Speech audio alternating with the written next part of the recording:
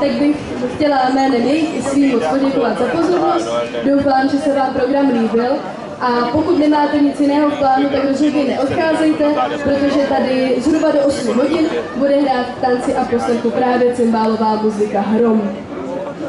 Já už předám slovo našim souborům a ještě jednou krásný zbytek dne.